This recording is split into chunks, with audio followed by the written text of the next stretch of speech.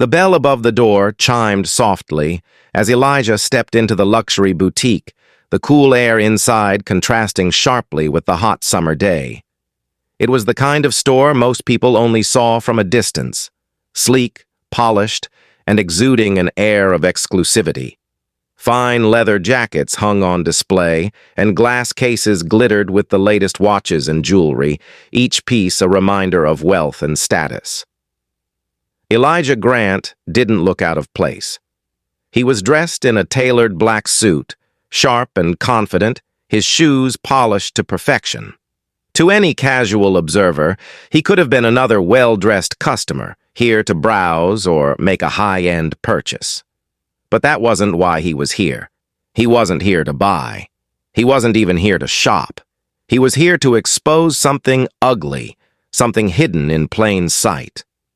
He was about to take a stand against the kind of prejudice that was often masked by the polished floors and expensive facades of places like this. As Elijah walked past a display of sleek brand-new watches, the store owner, a middle-aged white man with slicked-back hair, took notice. His gaze was immediate, cold, appraising, dismissive. Elijah's presence seemed to bother him, but not in a way that would show on a normal customer. There was a subtle shift in the air, an underlying assumption that Elijah wasn't worthy of being there. Elijah kept walking, his expression calm, unfazed. He'd expected this. The store owner, Mr. Avery, stood behind a counter, watching closely. His eyes narrowed when Elijah approached the high-end clothing section. Without a word, he stood up and made his way over to the young man blocking his path. "I'm sorry, but I'll have to ask you to leave," Mr. Avery said, his voice dripping with condescension. His words were deliberate, like an order rather than a request. Elijah stopped, unfazed. "Why?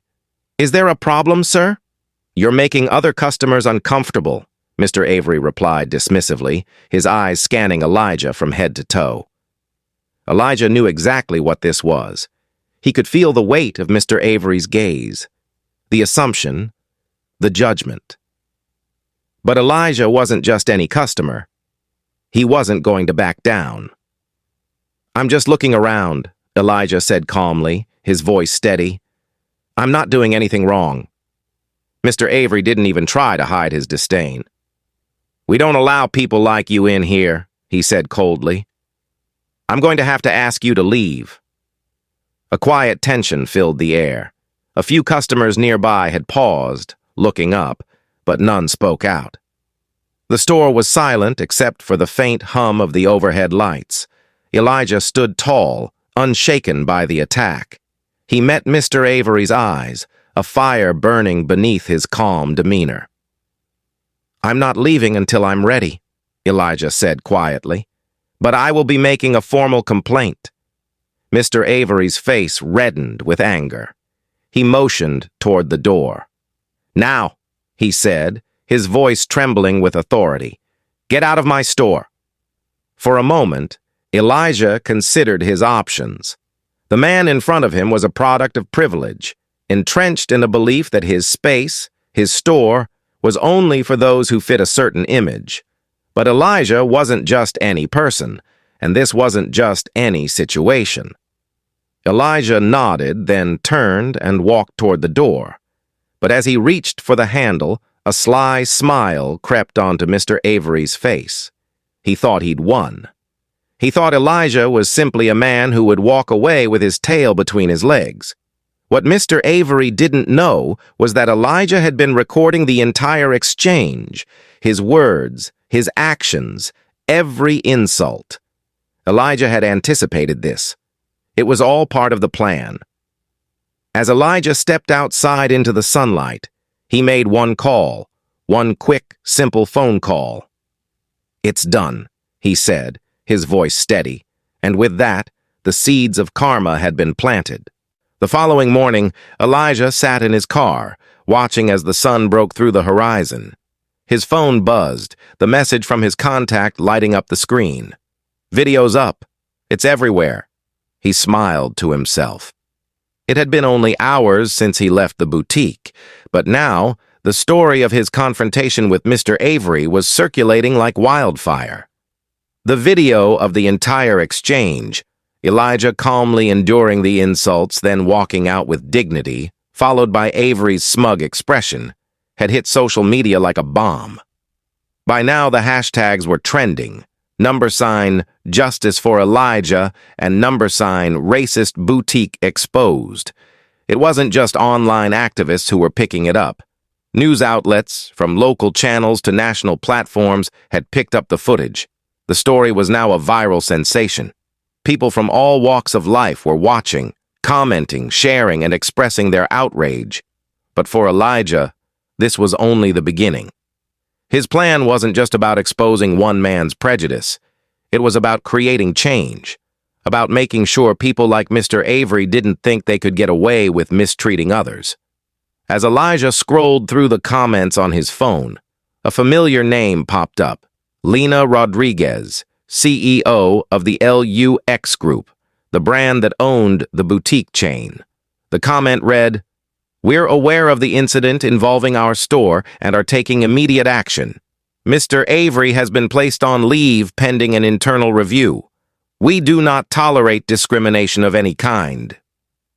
Elijah put his phone down, knowing that the wheels of justice were starting to turn. Meanwhile, inside the luxury boutique, Mr. Avery was beginning to realize the gravity of what he had done. He had already received several calls from his superiors at LUX Group, and now he was facing a barrage of angry customers on his phone. One by one, they were pulling their memberships, citing his actions as unacceptable. The store had received a flood of one-star reviews, and customers were posting pictures of themselves leaving in disgust. Mr. Avery tried to maintain his composure, but deep down, he knew his career was hanging by a thread. The LUX Group's PR team had called him earlier that morning, instructing him to stop responding to any media inquiries and wait for further instructions. They had already begun damage control, and his termination seemed imminent. Hours later, Elijah received another call, this time from the LUX Group's legal department. "Mr. Grant, thank you for bringing this to our attention.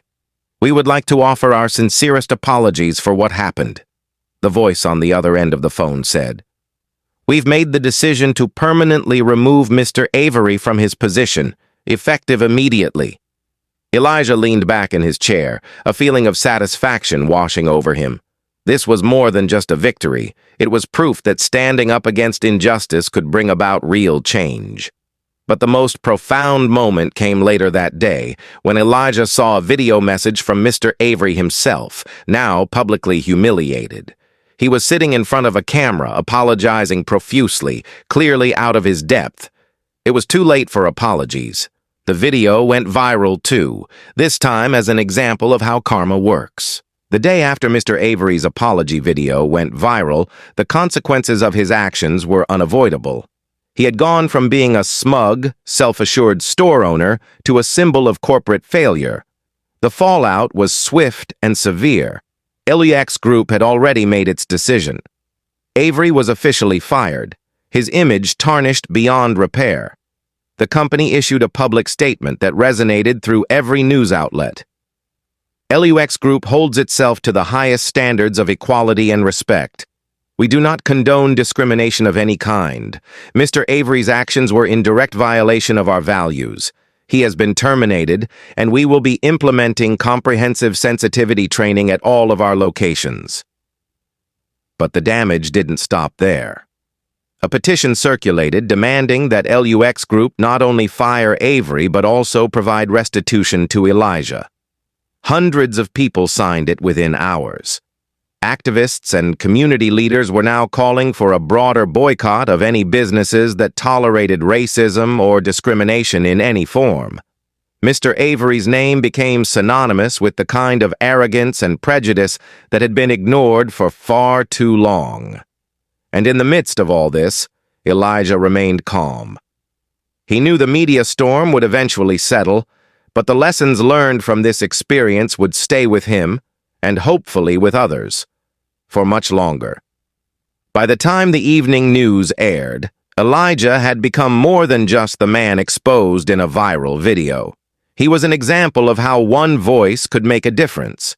His courage had sparked a wider conversation about racial profiling, the abuse of power, and the need for corporate accountability. Elijah watched from his living room as news anchors discussed the incident. A reporter summed it up best. Elijah Grant, a black man who was wrongfully kicked out of a luxury store, did more than just expose a single act of racism. He opened the door for real conversations about how we treat others and how we hold those in power accountable. His story is a reminder that justice is not just about the law, it's about what we are willing to stand for.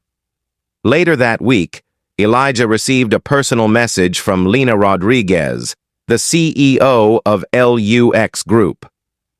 "Mr. Grant," she wrote, "I want to personally apologize again for the incident. Your actions have forced us to examine how we run our business, and we are committed to doing better. Thank you for your strength and for standing up for what's right." Elijah didn't respond immediately. He didn't need to. He had already won, not just for himself, but for anyone who'd ever been judged unfairly, humiliated for something they couldn't control, for anyone who had been dismissed and made invisible by the very people who should have known better. And as the world continued to talk, Elijah Grant remained steady in his belief that true justice wasn't just about retaliation, it was about making sure it didn't happen again.